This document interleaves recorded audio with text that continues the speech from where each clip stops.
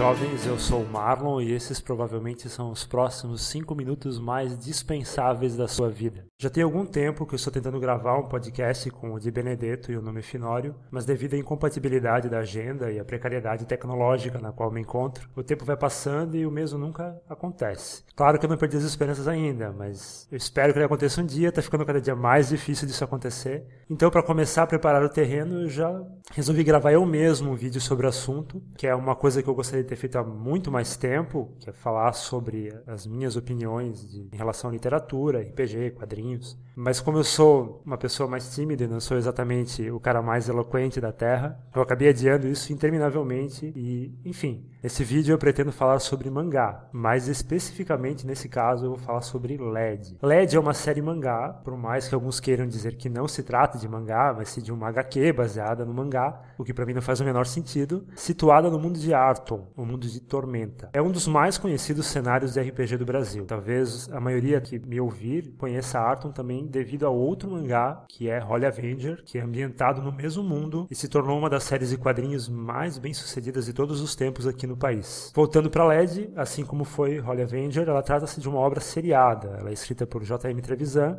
que é um dos criadores de Tormenta, e ilustrada pelo Lobo Borges, cujo primeiro trabalho profissional na área foi justamente LED. Ele já começou com o pé direito. Outra novidade, além do artista, foi o formato adotado pelos dois autores. Eles chegaram à conclusão que, como invariavelmente ele seria pirateado mais cedo ou mais tarde, eles próprios optaram por liberar toda a história através da internet no site e oferecer, junto com a compilação dos capítulos publicados em volumes, material extra, como rascunhos, entrevistas, páginas em cores. Então é uma iniciativa diferente, é uma forma diferente de lidar com o público, eu acho totalmente acertada e que provavelmente eles ganharam muito mais do que perderam fazendo isso. Então, esse vídeo vai tratar apenas do primeiro volume, tá? Ele já está iniciando o terceiro volume, o primeiro capítulo do terceiro volume já está na internet, mas eu aqui, agora, vou falar apenas do primeiro. Então vale o aviso. Então, se você não quer saber o que acontece, vai lá ler primeiro, tá lá de graça, depois volta aqui e a gente troca uma opinião. Os primeiros capítulos eles apresentam LED,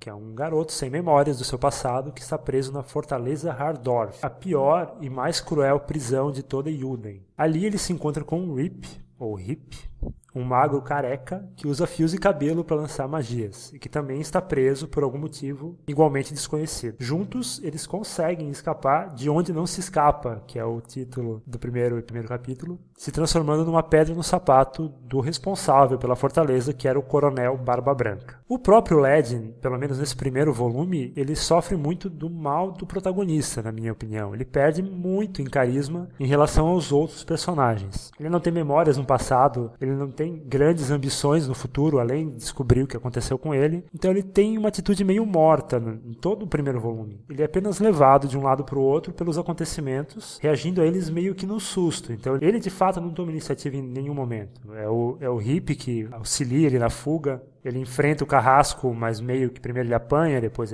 acontece uma magia e ele consegue vencer. Então ele é meio que levado, ele não tem grandes ações assim de destaque nesse primeiro volume, deixando isso bem claro. De qualquer maneira, apesar disso, ele é a fórmula motora do mangá, é ele que tem o grande objetivo a ser alcançado. É a mesma coisa que a gente vê, por exemplo, em Dragon Ball, que tem as esferas do dragão que eles precisam buscar. Em Holy Avenger haviam os rubis da virtude, que pegavam no pé, que praticamente era a mesma coisa. Em One Piece existe o One Piece, que a gente não sabe o que é também. Em LED são as memórias do LED. Então, o que leva o pessoal a se aventurar, a fazer qualquer coisa que eles vão fazer nas próximas edições, é essa busca pela memória perdida do protagonista. Pelo que a gente viu até o final do primeiro volume, essas memórias elas voltam através de clones do próprio LED, que quando esses clones morrem, eles devolvem uma fração daquilo que ele era ou do que ele sabia. Então, no primeiro volume, ele recupera uma espada que o clone trouxe para ele e também reaprendeu a usar as técnicas de esgrima que ele tinha. Então, apesar de ele ter lutado com uma espada na fortaleza, ele não era um espadachim ainda. Depois que ele recupera essa parte da memória, ele se torna muito mais forte, muito mais apto a usar uma arma. Aparentemente esses clones, que para mim não são clones, é um tipo de programação mental que ele só existe na cabeça do próprio LED, eles vão aparecer de vez em quando conforme os capítulos forem passando, tá? Então no primeiro momento eu até pensei, não, isso só vai aparecer dessa vez porque foi a forma de entregar a espada, depois vão ter outras maneiras da memória voltar. Parece que não, parece que sempre vão estar envolvidos os tais dos clones. Tudo que o LED deixa de fazer, que ele poderia fazer e não faz, quem faz é o Hip, que pra mim é o personagem que, até o momento, o que valeu o mangá é ele. O Hip é um mago. Ele usa cabelo para ativar as magias. Só essa parte já valeria o personagem. Ele precisa de pelos, que ele não tem mais, para poder trabalhar. Além disso, ele é meio bonachão, ele é meio covarde, ele é mulherengo. Ele é um personagem legal. Se fosse só isso, ele já seria legal. Porém, em vários momentos, eu tive a impressão que ele tá mentindo pro protagonista. Ele tá escondendo alguma coisa do LED. E de nós também por tabela. E eu gosto muito das possibilidades que isso vai trazer para a história. O outro personagem que rouba a cena para mim foi a Drika, que é uma espécie de ladina, meio ranger, meio, não sei. Ela usa uma bola de beisebol, que é uma coisa mais mangá do que isso. Ela usa uma bola de beisebol para atacar. É um objeto mágico chamado de bonk, que ela taca na cabeça dos caras sem dó nem piedade. E além dela, vale ressaltar a aparição de alto impacto do Orlog, que é um ogre com cabelo Black Power, mas principalmente toda a situação envolvendo discriminação social encabeçada pelos puristas de Yuden, um grupo de extremistas que pregam a limpeza étnica do reino e o extermínio dos não-humanos, dispostos até mesmo a ir em contra a coroa do reino, que hoje é representada pela rainha imperatriz Shivara, nem que seja preciso fundar um novo reino para isso, fazer uma nova Yuden. E por fim temos o Barba Branca. Como eu falei, ele tinha responsabilidade sobre a Fortaleza Hardorf, onde o LED estava preso, e ele é um personagem híbrido entre um humano e alguma raça felina qualquer, um gato.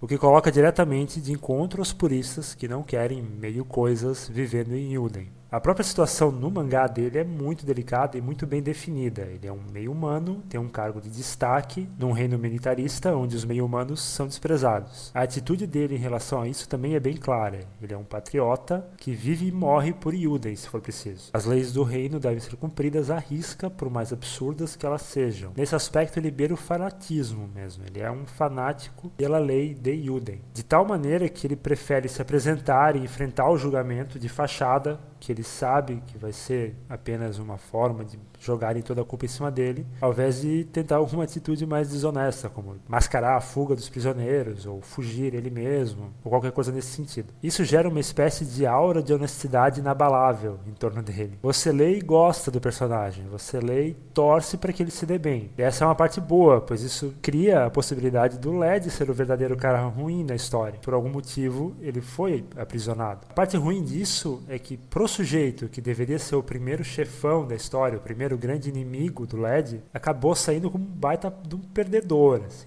Ele anuncia com uma voz feroz que ninguém escapa de Hardorf, com a clara intenção de recapturar o LED, pois ele já tinha escapado, na verdade. E ele recaptura, depois ele faz isso, ainda que utilizando alguns métodos questionáveis para alguém tão honesto. Ele usa reféns, ele ameaça a vida de um coitado, que é o Horlog, que não tinha nada a ver com o assunto. Depois, mais tarde, durante o julgamento dele, que é totalmente tendencioso, ele é culpado, nem é pela fuga do filho, ele é culpado por poupar a vida do Horlog, que era a ordem, era exterminar todos os monstros. E chega um ponto em que ele acaba tendo a possibilidade de enfrentar o LED. O LED faz uma parada ali junto com o Hip, muito legal, em que o Hip mostra todo o potencial da magia dele, tendo em mãos o material correto. Acaba que o Barba Branca, então, na hora que o personagem acaba se ferrando, e ele joga toda a culpa de tudo que aconteceu no LED. Então ele não culpa Yuden, que é a maior errada na situação. Ele não admite a própria culpa de ter possibilitado a fuga do LED, mesmo que indiretamente, se ele é responsável pelo lugar, ele era o responsável por manter os prisioneiros lá dentro. A culpa não é de quem fugiu, a culpa é de quem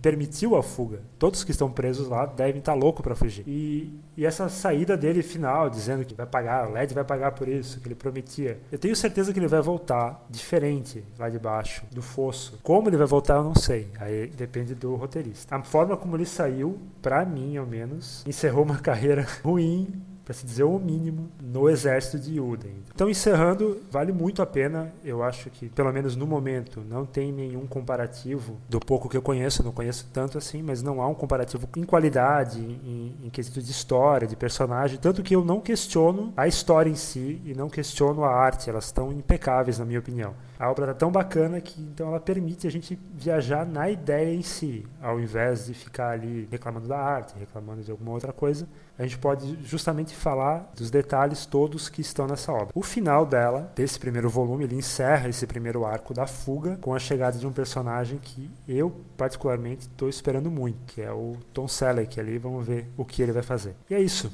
Desculpa pelo amadorismo. Valeu. Até a próxima. Se houver, se não houver também, então